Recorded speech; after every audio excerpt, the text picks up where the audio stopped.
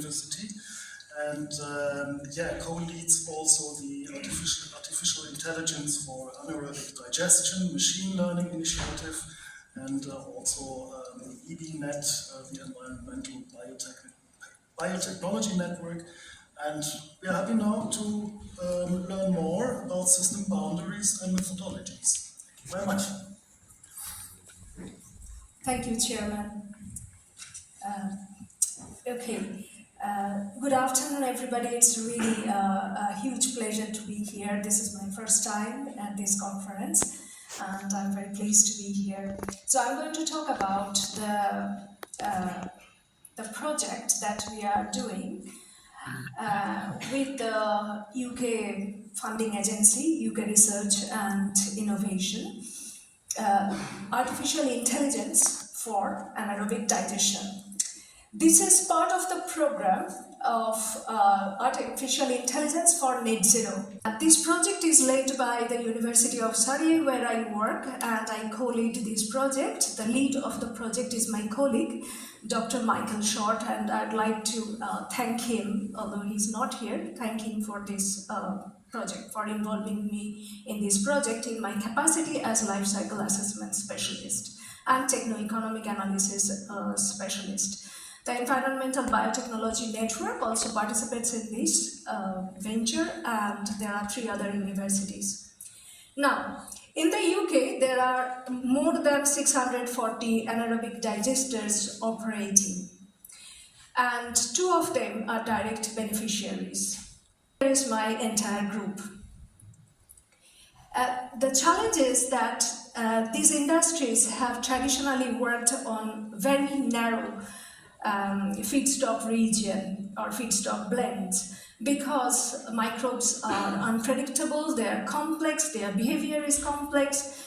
But because we are approaching net zero and that biomethane is biogenic, after utilization, the carbon dioxide released is actually captured by the organic waste or residues during their growth.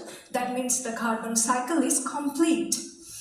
And therefore, biomethane, when it displaces natural gas, it can save greenhouse gases in the atmosphere, because non-renewable resources like natural gas take many years to capture the carbon dioxide, whereas for biogenic materials, the carbon cycle is very quick.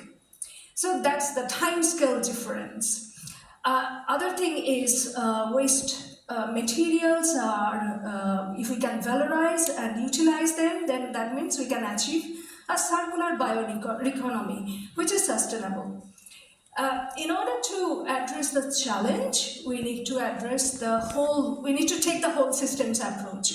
So that would be feedstock logistics, including storage, distribution, supply, pre-processing, then anaerobic digestion, then biogas upgrading into biomethane, other material recovery like sulfur or other toxic elements recovery, as well as separation from the carbon dioxide.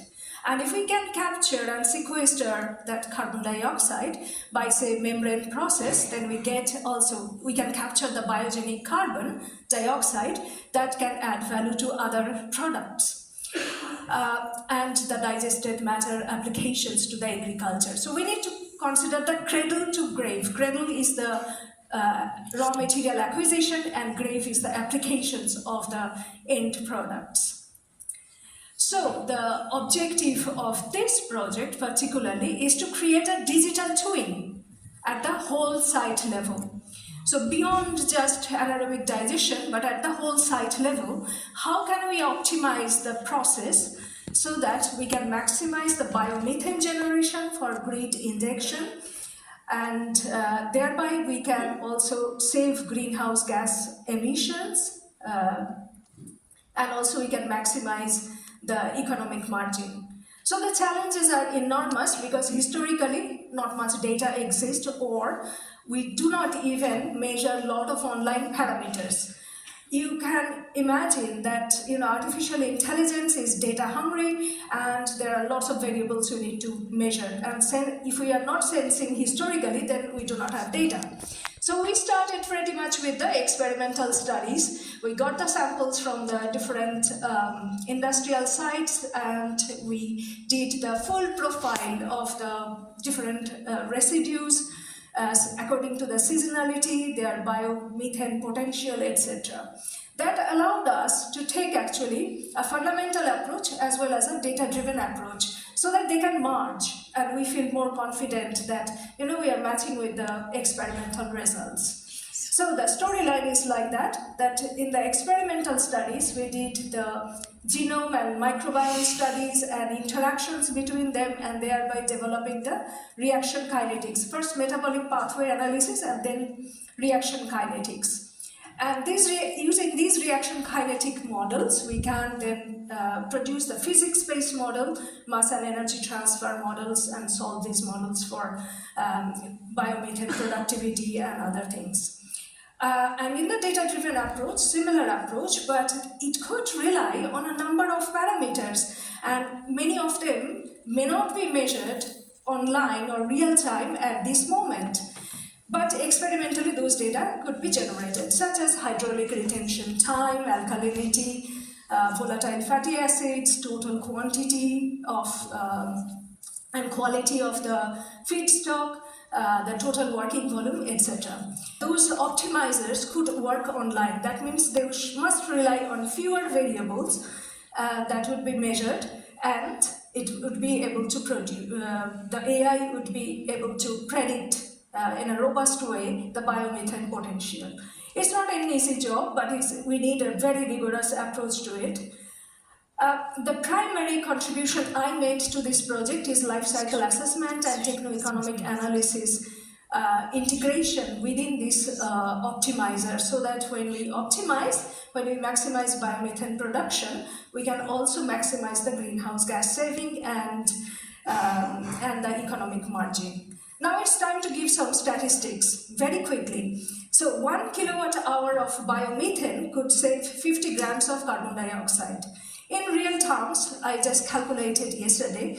To attend this conference, I came from London to here by Eurostar. And that cost 2.9 kilogram carbon dioxide per passenger per journey. That means to remove that much carbon dioxide from the atmosphere, we need 60 kilowatt hour of biomethane generation. And considering that 80 to 90% of the residues would be water, then we need biological residues in the quantity of 120 kilograms. So that's the statistics. And economic margin. So per kilowatt hour of biomethane production, we can generate revenue of 2 to 3 pence. And this is actually substantial. And the cost margin contribution, biomethane provides 60% of the economic margin. Feedstock gate fees would be about 35%, because residues would earn the money for the operator, and 5% from carbon dioxide. Thank you very much, and here is my email address. If you want to do life cycle assessment, techno-economic analysis, here I am to talk. Thank you.